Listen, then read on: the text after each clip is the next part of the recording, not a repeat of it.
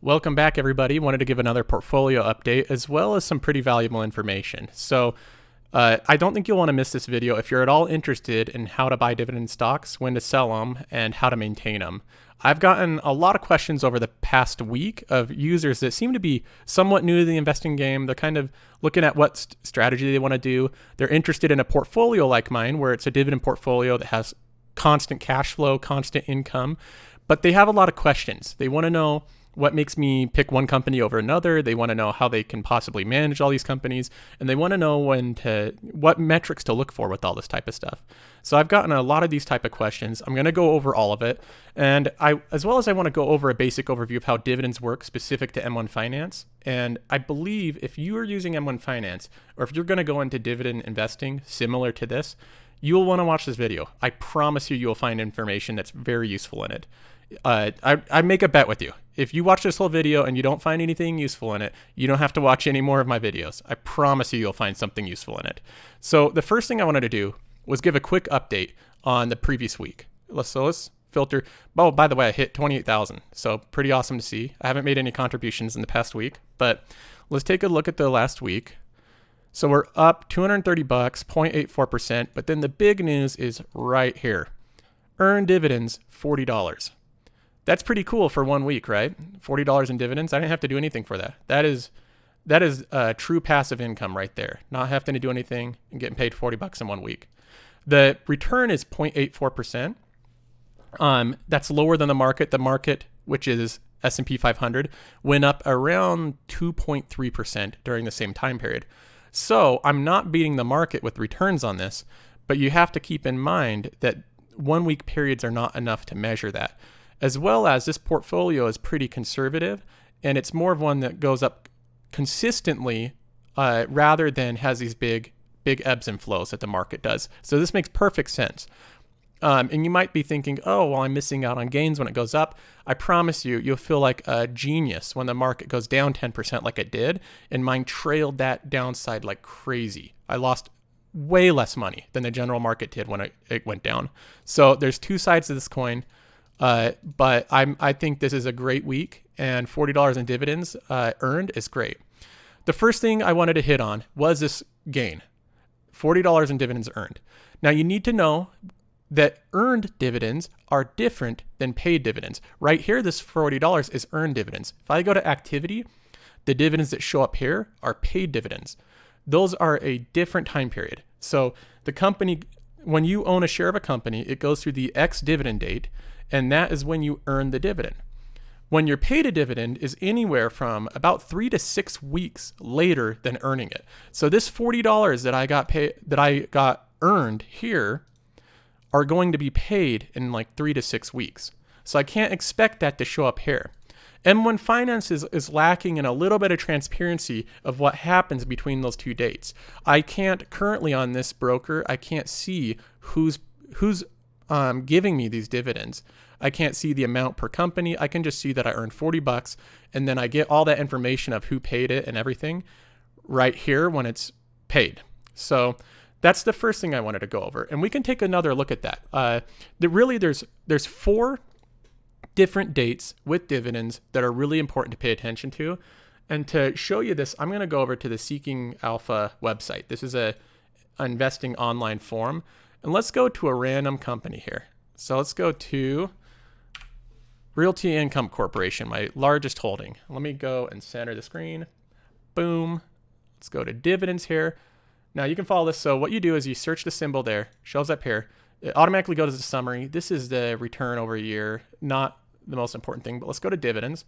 And then this gives you a lot of information. It kind of blasts you with information, so don't get intimidated by this. It's really basic. What I wanted to go over was the 4 dates that are important with dividends.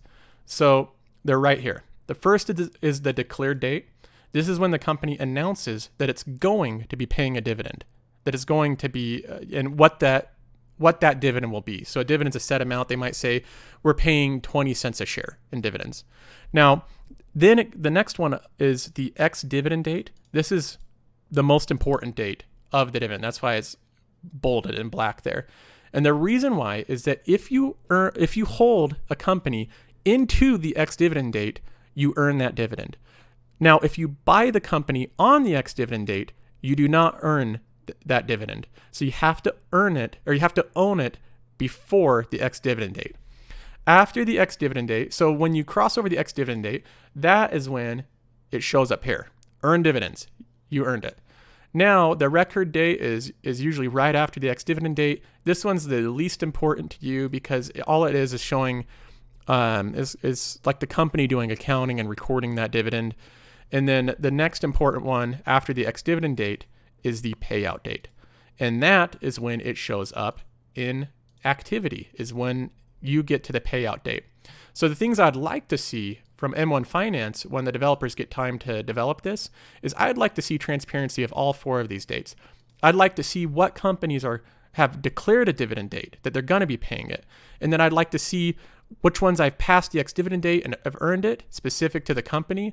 I'd like to see when they go, and I'd like to see when they're going to get paid out. Right now, we just see that we've earned them.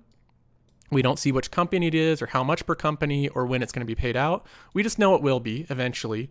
And that's all the information we have right now. I've actually posted this on the subreddit a few times.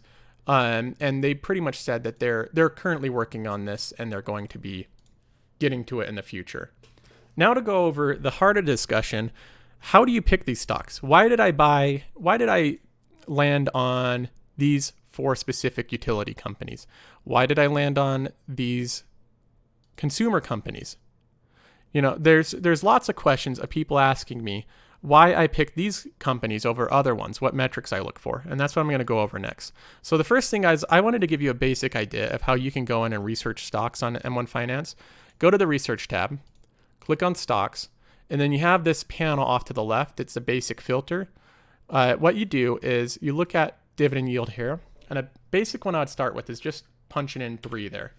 So that's companies that are currently paying over 3% dividend. If you go below that, that's pretty much a dividend that's below what just the general stock market is, the S&P 500.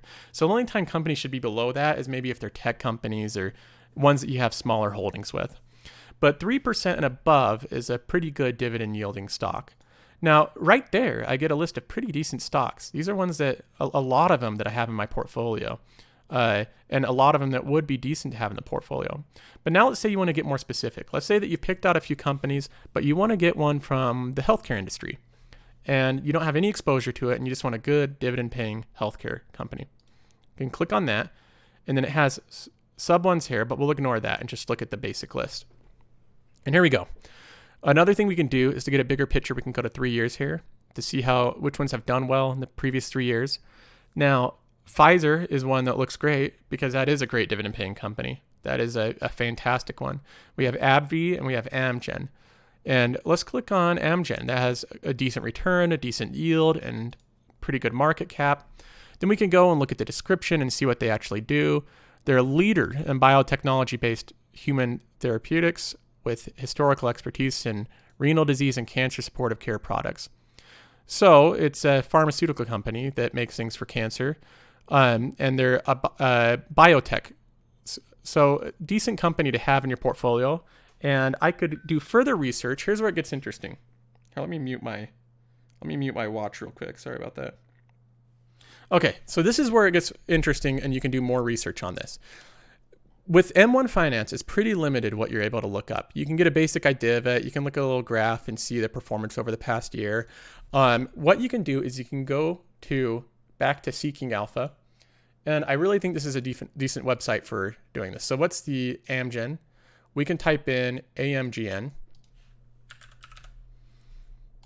Boom, here. And let me center this for you. Okay. Now, what we want to do is we want to find out if this is a decent dividend payer and if it grows its dividend year over year and if it has any trouble ahead. So the first thing we'll do is we'll go to dividends. Now, it pays $1.45 per share, 3% yield. The tab that we want to hit out of all of these is this dividend history one here. And I love this tab. You go to all here and it gives you the clearest view of dividend payouts. It has every single dividend payout logged, no matter like how big the timeline is. It's really awesome. Now, look at this. This is beautiful. I mean, just perfect incremental year after year, increases the dividend. Nothing too extravagant. They've never doubled it and done any, and then had to lower it before. Just slow and steady growth, exactly what I look for in a dividend paying company. And that's, that is probably why I have them as a holding. I believe I do. So let's go to healthcare here. Yep, right there. I have them as a holding. So that gives you a basic idea of how you can do it. The big thing you want to look for is this graph right here to see if they're going to grow their dividend year over year. If this is flat, that means that you're going to just get paid the same dividend, and you may as well just be buying a bond. A bond will pay you the same dividend over and over again.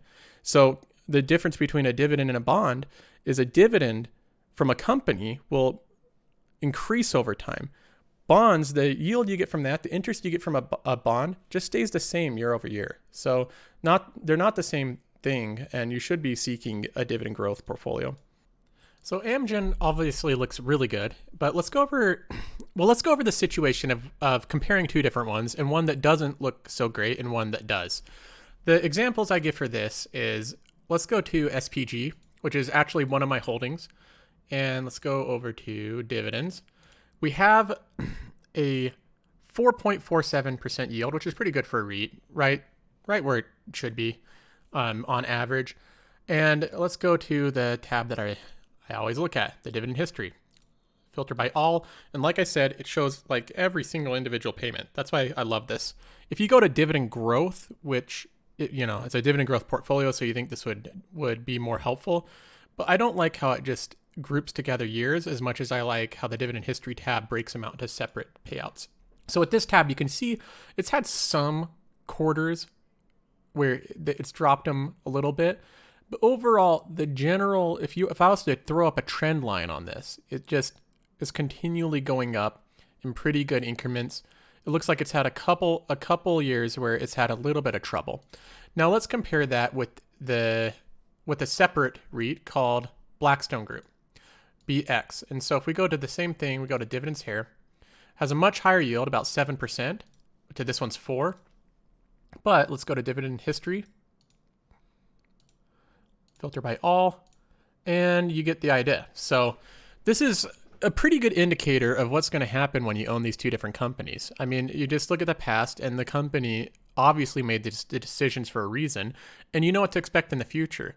With this one, you're going to expect them to constantly just grow their company and slowly pay out a higher dividend. You're going to have a lot higher expectancy with this one to have a continual return on it and expected income. You have predictable income with this one, predictable raises. This one, you have a higher yield and way higher it's way more unpredictable. So I'm not saying it's terrible to own this type of company. That's fine. You just have to know that if there's any trouble in the market, this company is going to slash its dividend, and probably a lot. I mean, some of these drops are like 50%, and consecutive ones. It dropped, from 87 cents to 54 to 44 and then back up to 85. And this is just one that pays out when it's doing good and doesn't pay out anything when it's not doing good. They don't try to predict it, and you're not going to be able to know what's going on in the future.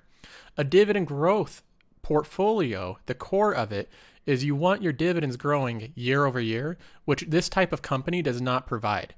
If you were to throw a trend line on this, it would start off totally flat, and then it might slightly go up a tiny bit, but mostly just remain level at probably an average yield of like, what is it currently? It's paying out 58 cents. So probably an average yield of around 6% or 5%.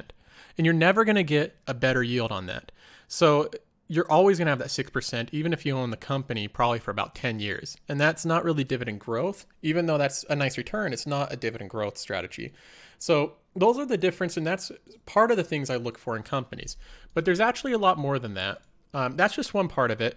And when you're looking at companies, you got to know there's two different main things that you want to look at. Let me go and fix this. There's the quantitative stuff, which is what I'm going over right now, which is numbers and history and all this type of stuff that you can look at and categorize and do. And then there's qualitative stuff, which is what does the company do? What products does it sell? What type of things does it create? Are these things that are going to be relevant in 5 years? Is their business have high turnover? Do they have long contracts with clients? Are they like Boeing, where they have so much backlog of, sorry, is it like Boeing? Let me look at this. It's industrials, where they have so much of a backlog that they literally have 5 years of work already paid to them with down payments. This company has 5 years that there's not even a chance it can have a hiccup because they have so much of a backlog of airplanes to make. You can look at different companies and get an idea of where they stand and where the future is by going over a qualitative look at them, meaning look at the qualities they have, whether they have a good moat, whether they have competitors that can take advantage of them, or they're resilient against them. You got to factor in that stuff as well. Dividends can't be the only thing that you're looking at when you're purchasing a company. And I'll give a couple examples. So I look at my real estate pie. I know real estate a little bit residential. My family's done that a little bit, but I don't know that much about huge commercial real estate other than what I've researched online. Out of all these companies, the one that I'm the most concerned about, and the one that I think that has the worst outlook for the future currently, is Iron Mountain. Now, that might seem weird, and you can go, oh, well, that's in the green, and I got a nice little 4% return on it. And if I look at it, Iron Mountain actually has a great yield. Right there, almost a 7% yield. But Iron Mountain is, let's view the details here. And I'll give you an idea of why this one is the one I'm the most concerned about right now. Iron Mountain is a records management service provider, and the firm, blah, blah, blah, blah, blah. Pretty much to summarize this, what they do is they're a backup REIT. And mostly what they do is they back up company files, but they're physical files. And I know that a lot of companies still need this service because there's some things you can't keep online currently, but I just feel like that is not a business model to go into the 21st century with forever. And they're trying to switch to, data and doing data backup, but there's other REITs that are already ahead of the game in data above Iron Mountain. And so they're in a situation where their business model is having to change. And I don't know if they can keep up with that much of a change. I see physical files for companies continually being put into digital form. And so this is one that I'm kind of worried as far as the business model goes. The actual numbers are decent on it and they're doing a good job so far, but how I'm handling this is right along with what I do with most of my holdings. Is if I'm concerned about the future of them, what I do is I try to not contribute as much to them. You can see that it makes up 6.8%, and I lowered the holding to 5%. Meaning when I put in future deposits, it's not going to go to Iron Mountain because it's already overweight. And that's what I do is I just hold them, but I don't add more to it. But I don't want to sell it because it's still paying me that 7%. And there's not anything that's extreme right now. There's no reason to run out and sell it right now, but it's not one that I'm going to be adding more to. That's an example of a company that I own that I'm somewhat concerned about its business plan. There's some on the other side that I'm not concerned at all about their future, that I think that I could own them for literally the next 20 years. And I gave one example is Boeing. Another example is probably Costco. Really boring company, but they have their stuff down, and I do not feel any fear of this company. I think that I'm gonna be able to own them for the next 20 years. If you look at their business plan and the way that their retention and the way that they work, there's some companies that are less risky and slower growing than others. So you got to do the qualitative research before you buy a company and you put hundreds, if not thousands of dollars into it. Do a little bit of research of what they actually sell and how they make their money and all these type of things, their contracts and the type of things that they do. Now, another important part is maintenance and upkeep. How do you keep track of all these holdings? How do you keep track of whether they're raising their dividends, whether they keep them the same, whether they have cut their dividends, and you don't even know about it because it's hard to keep track of the news of 60 different companies. I believe that's how many I hold. Yeah, 60 different holdings. So that can be intimidating, but there's some easy ways to keep track of this. Let me show you how. Again, we'll go over to the Seeking Alpha website and click on portfolio. And I believe you have to create a free account to do this. But I think it defaults to latest. So you have to click data there, boom. And then you have to make sure you're on Dividend.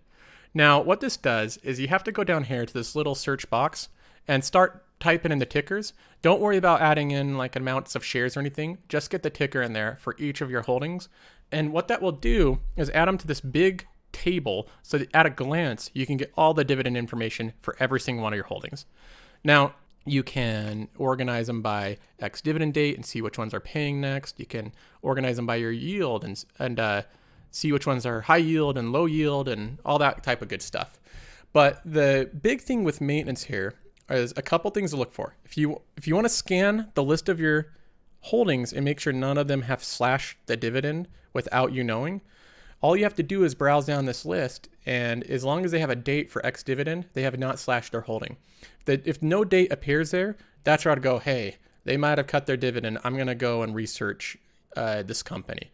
You know, if TD didn't have any dates here or any information here, I would Google search it and see what happened. And if they slashed their dividend, I would sell it. So that's one way to upkeep the portfolio at a glance rather than have to go through all of these manually. Another thing you can do is you quickly go to email alerts here, and then on the email alerts has all your holdings again, show advanced, and then you just check in the news one here. This is for all stocks. You check in the news one here and deselect the other ones unless you want to see all that stuff, but that's a lot of emails you're going to get. But if you select the news one, the cool thing about this is it will email you every single time a company announces a new dividend, and if it's a raise or if it's the same. So let's go over to my email here. This is a basic Gmail filter. I have it made it so that any email that comes in from Seeking Alpha that has the word dividend in it automatically gets tagged as dividend news. And it goes to this little separate inbox off to the left with that tag. Now, the cool thing about this is I can go in and I can say, click on one of these emails. This is exactly what they look like. UPS declares a 96% dividend. Oh, great. We don't get too much information because they want you to go to their site. So you have to hit read now. But then that opens it up here. And you can see that UPS has raised their dividend from 96 cents or 91 cents to 96 cents, which is a 5.5% increase, which is awesome. That means that I just got a 5.5% raise just by owning that company. They just gave the shareholders a raise. And that's what dividend growth is owning companies that continually give you raises for owning them. So if you're not getting raises in your job, start buying stocks and they can give you raises instead. Now let's go and look at a couple other here. So boom, next here. This is an energy company and a 12.6% increase from the prior one. That's awesome. They increased theirs quite a bit. Now, that's great when you see that these companies, a lot of them, I tagged a few of them that are raising them. So UMP's raising it, SPG, AFL, CVX, a lot of them, about a third of them are raising their payouts. Some of them don't. If you just look at a normal one that doesn't, it just says in line with previous, which means it's the same as it was the previous period that they paid it out. Now, the reason Realty Income Corp has always increased their dividend. The reason they didn't in this one is because most companies only increase their dividend once a year. So not every single email that's out monthly or quarterly is going to reflect their yearly raises. So the important thing is that you're looking and you can see your companies giving you raises all the time. And that's different than bonds, where if I bought a 10-year treasury bond, it'd just pay me the same interest year after year after year.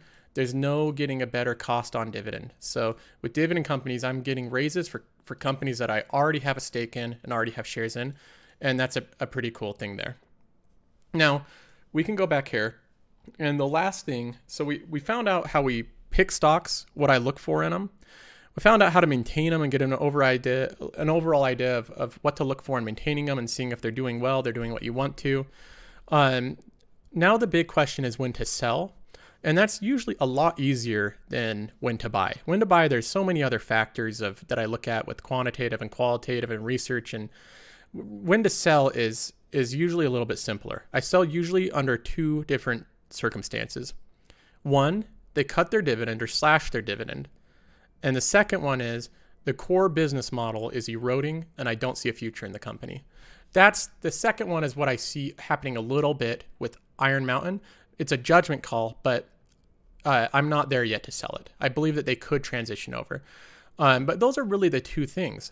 With a dividend portfolio, you're not looking for opportunities to sell. You do not want to be just selling companies all the time. You want to own them for life. The longer you can own them, the better. The longer you own a stock, the more likely you're going to be making money with it. If you have to sell them out short term, you're likely going to be losing money. So again, if you want to look for opportunities to sell a company, that I look for it if I really think that the business model is like GameStop, and it just, there's not many people going to the mall to buy games anymore. They just buy them right from their Xbox or whatever.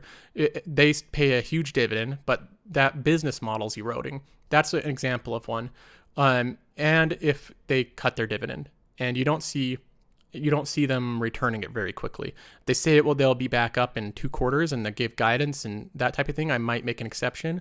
But if it's just a cut that is going to take them years to get back and other companies are doing well, I will sell my stake in that company and I will put that money into the stronger survival. So survival of the fittest with my companies. If one of them cuts their dividends, I'll sell it and I'll put that money into a company that's not cutting its dividend.